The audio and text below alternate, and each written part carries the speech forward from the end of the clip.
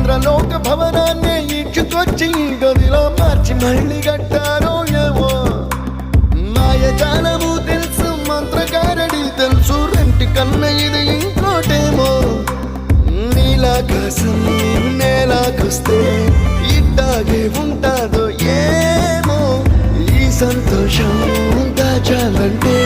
హృదయాలు ఓ వంద కావాలేమో ఇంతందంగా ఉంటుందా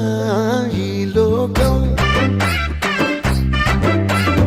ఇన్నాళ్ళు ఈ మనసుకి తెలియాలేదే పాపం